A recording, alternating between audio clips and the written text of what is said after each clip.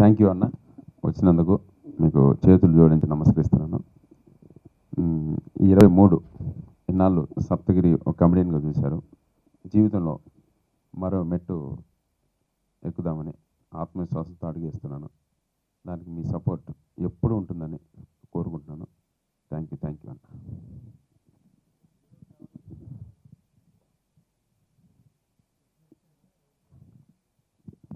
అన్న నేను యాక్చువల్గా నేను ఇండస్ట్రీకి డైరెక్టర్ అవుదామని వచ్చాను. సిన్సియర్గా ఒక 7 years అసిస్టెంట్ డైరెక్టర్గా పనిచేశాను.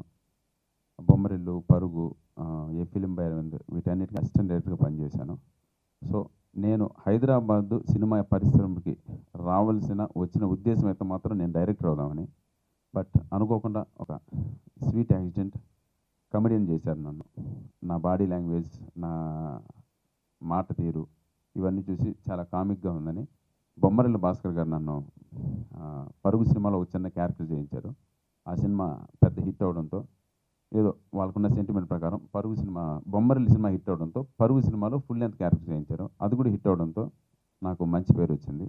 సో దాంతో ఆ తర్వాత కంటిన్యూస్గా చిన్న గ్యాప్లో చిన్న క్యారెక్టర్లు చేస్తూ వచ్చాను. ఆ కమెడియన్గా నేను సక్సెస్ అవుతున్న ఆ వేలోనే అనుకోకుండా ఇంకో బిగ్ బ్రేక్ దొరికింది. ఆ సినిమా ప్రేమ కథా చిత్రం. దాని నుంచి చాలా బిజీ అయ్యాను. సో ఈ వేలోనే కొంచెం అసిస్టెంట్ డైరెక్టర్గా తగ్గించడం, అటు ఇటు బిజీ అయిపోవడం వల్ల దానికి కొంచెం దూరం అయ్యాను. బట్ ఈ కమెడియన్గా చేస్తూ అంటే నేను ఆర్టిస్ట్ అవుదామనే మాత్రం ఇండస్ట్రీకి రాలేదు.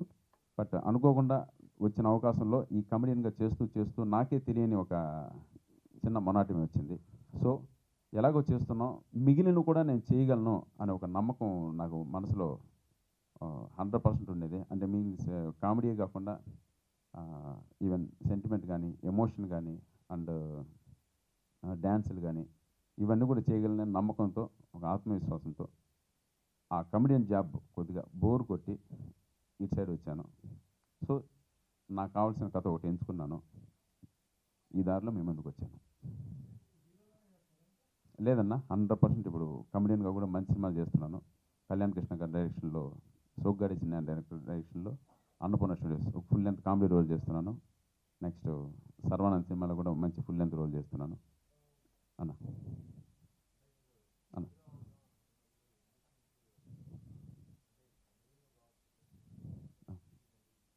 ప్రతి ఒక్కరు అన్నారన్న, ఆ విషయం అయితే అన్నారు. కమెడియన్గా బాగుంది, కమెడియన్గా జాబ్ కూడా బాగా నిండుతుంది, ఈ పొజిషన్లో ఎందుకు ఇలా చేస్తున్నామని అందరూ అడిగారు. కాకపోతే జాబ్ అయితే నిండుతుంది కానివ్వండి, జాబ్ సాటిస్ఫాక్షన్ అయితే లేదన్న. 100% ఏదో ఒక మెకానికల్ లైఫ్ అయిపోయింది. ఎక్కడికి వెళ్ళినా ఒకటే యాక్టింగ్ చేస్తున్నాను. అది నాకు ఆ విషయం తెలుసు. ఎందుకంటే నాకు ఆర్టిస్ట్గా నాకు అనుభవం లేదు, నాకు వచ్చేది అదే, దాంతోనే సక్సెస్ అయ్యాను. బట్ రోజు లేచిన కొద్దీ అదే చేస్తున్నాను, నాకు అదే బోర్ కొడుతుంది. డబ్బులు వస్తున్నాయి కదా అని ఒక సాటిస్ఫాక్షన్ కనపోయింది. బట్ ఈ క్రమంలోనే ఒక 7 years అసిస్టెంట్ డైరెక్టర్ నేను పనిచేశాను. సో ఆ ఆశతోనే మిగిలిన కూడా చేయగలను, మిమ్మల్ని మెప్పించగలను ఒక నమ్మకంతో దిగాను. సార్ అవును సార్. అసలు సార్ ఈ మూవీనా టోటల్ ఈ మూవీనే సార్. దాదాపు 8 months నుంచి ఈ సినిమా పైన వర్క్ చేస్తున్నాం అన్న. 100% అంటే అంతకుముందున్న అంటే మా డైరెక్టర్ కానివ్వండి, మా ప్రొడ్యూసర్ కానివ్వండి, నీ పైన ఇంత బడ్జెట్ పెడుతున్నాం, బట్ మాకు 100% ఇంతకుముందు మేము చూసిన సప్తగిరి ఈ సినిమాలో చూడకూడదు, దానికోసం స్క్రిప్ట్ రెడీ చేశాను. నేను కూడా దాంట్లో 100% స్క్రిప్ట్లో ఇన్వాల్వ్ అయినాను. నేను ఏం చూపించుకోగలను, నేను ఏం దీంట్లో యాక్ట్ చేయగలను, నేను ఏ విధంగా మిమ్మల్ని మెప్పించగలను, దానికోసం ఒక 3-4 months వర్క్ చేశానన్న. వర్క్ చేసి ఒక స్టోరీ స్ట్రక్చర్ వేసుకొని ఆ తర్వాత నేను ప్రొడ్యూసర్ మీట్ అయ్యి డైరెక్టర్ సెలెక్ట్ చేసుకున్నాను.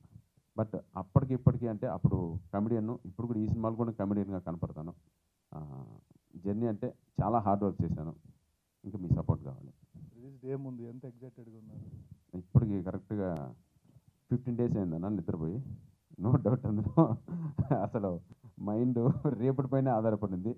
అంటే కంటెంట్ అయితే స్ట్రాంగ్గా ఉంది కానీ బట్ చాలా తెలియని టెన్షన్లో ఉన్నాను.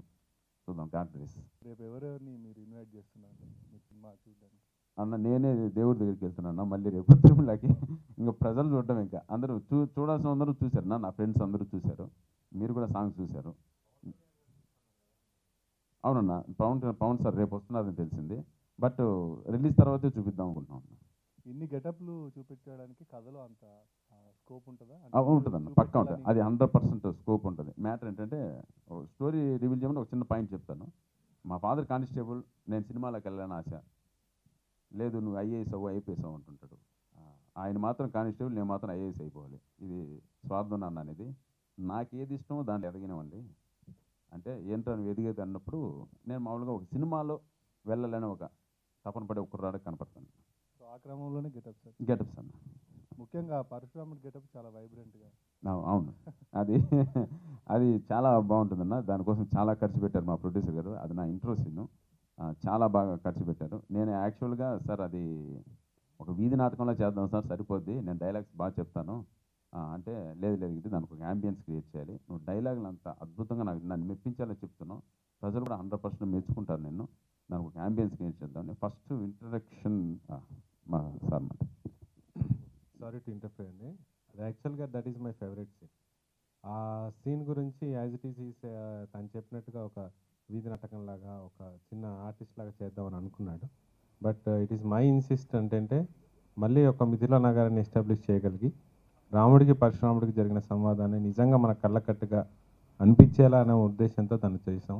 దాదాపు 250 మంది సురభి ఆర్టిస్టులను దాంట్లో వాడుకోవడం జరిగింది. మళ్ళీ ఒక 100 ఆర్టిస్టులను ఆడాం. 50 మెంబర్స్ 50 days సీసీ వర్క్ చేస్తే మొత్తం కాన్సెప్ట్ వచ్చింది. అది ఖచ్చితంగా అందరినీ మెప్పిస్తుందని ఆశిస్తున్నాం. సప్తగిరి గారు అన్నా ఉంటుందన్న, ఒక 6 minutes 7 minutes ఉంటుంది. లేదు అది మీరు చెప్పాలి, రేపు నేను ఏదో చేశాను బోర్ కొడుతున్నా లేదా మీరు చెప్తే దానికోసం వెయిటింగ్. అవును sir.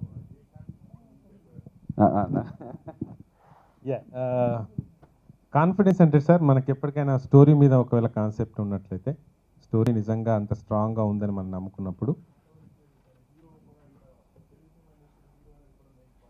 Yes even I accept అండి. కాకపోతే దీంట్లో ఏంటంటే ఒక డాక్టర్ రవికిరణ్ తీస్తున్న మూవీ, డాక్టర్ రవికిరణ్గా నేను నా ఫీల్డ్లో మంచి క్వాలిటీగా ఉండిపోయాను. నా సినిమా ఈ క్వాలిటీలోనే ఉంటే బెటర్ అనుకుని నేను పెట్టానండి. అది ఎందుకు పెట్టాము అంటే అదొక ప్యాషన్. ఆ డబ్బు వస్తుందా లేదా అని నేను ఎప్పుడూ ఆలోచించలేదు. ఒక మంచి సినిమాని మనం తీయగలగాలి. ఒక డాక్టర్ గారి సినిమా మనం చూసినప్పుడు ఆ క్వాలిటీ కనబడుతుంది. అండ్ అన్నింటికీ మించి ఆత్మసంతృప్తి అండి, అంతకుమించి నేనేం చెప్పలేను. ఆయన ఏ రోజు ఇన్సిస్ట్ చేయలేదు, but still I went for that అండి.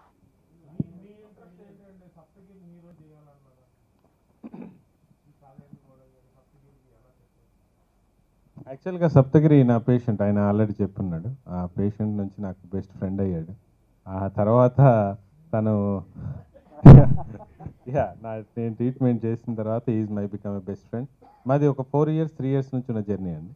ఆయన చెప్పిన స్టోరీస్ కానీ, ఆ కాన్సెప్ట్ తీసుకొచ్చినప్పుడు ఆ స్టోరీకి సప్తగిరి లాంటి పర్సనే ఆప్ట్ అవుతాడు.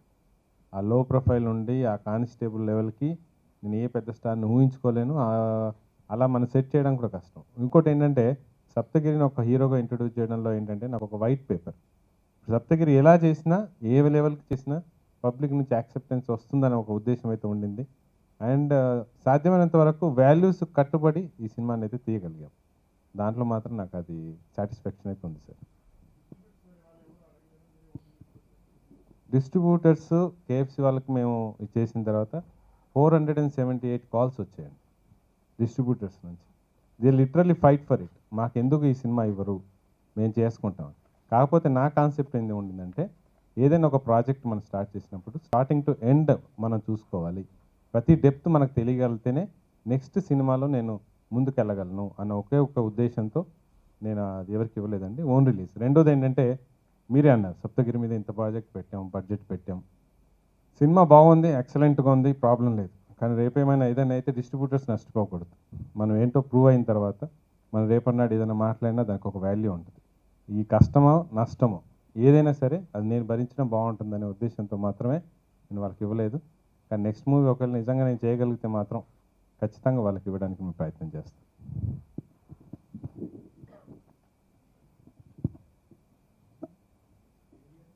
ప్రిపరేషను.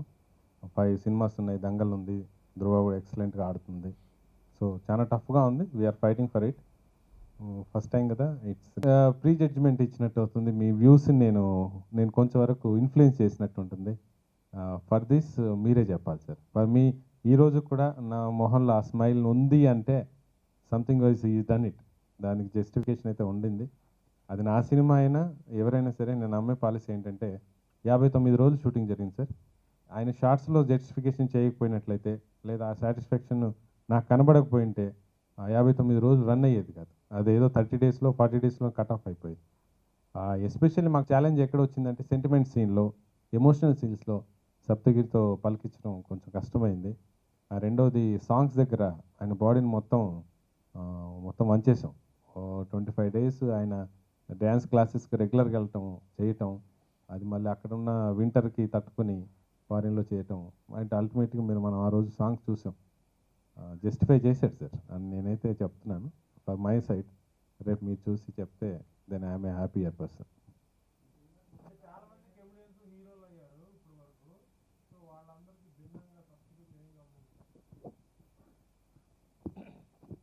అందరూ మహానటులే, ఎవరిని కామెంట్ చేయడానికి ఏం లేదు. కాకపోతే ఏంటంటే నా ఫ్రెండ్ నేను ఒకటి సప్తగిరిలో భిన్న అంగేళ్ళు అయితే చేయగలిగాను నమ్మకం నాకు వచ్చింది. ఒక సెంటిమెంట్ పలికించగలడు, కామెడీ అయితే ఆయన సిగ్నేచర్ మార్క్, డ్యాన్స్ చేయగలిగాడు, సీరియస్ యాక్షన్ చెప్పాడు, అండ్ గంభీరమైన వాక్యాలు చెప్పాడు. క్రోధం అంటే దాదాపు నవరసాలు అయితే పలికించడానికి ప్రయత్నం చేశాడండి. సాధ్యమైనంత దాంట్లో సక్సెస్ అయ్యాడని నేను అనుకుంటున్నాను.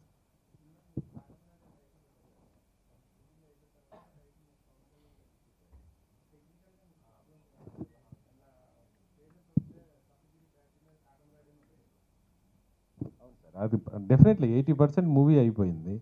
ఆ టైంలో మనం ఇచ్చాం. ఎంతవరకు మనం సాధ్యమైనంత వరకు సెట్ చేయగలం. కానీ అల్టిమేట్గా అంటే పవన్ కళ్యాణ్ గారు అంటే మాకందరికి అభిమానం.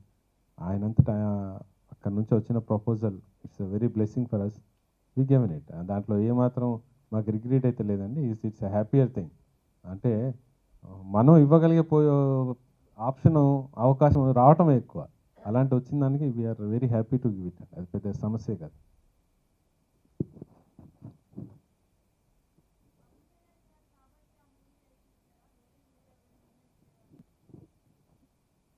Yeah as per my knowledge అండి, ఒకవేళ అడిగిన దాంట్లో జెన్యూనిటీ ఉంటే ఏ హీరో అయినా నేను ఇచ్చుండేవాడిని. కాకపోతే ఏంటంటే సమ్ పార్షియాలిటీ పవన్ కళ్యాణ్ కాబట్టి కొంచెం ఎడ్జ్ అయితే ఉండేది. పని చేసిన ఆ కష్టం వృధా కాకూడదు. బట్ ఫ్యూచర్లో 100% డైరెక్షన్ అయితే ఉందని అది నేను నమ్ముతాను. థ్యాంక్ యూ అన్న.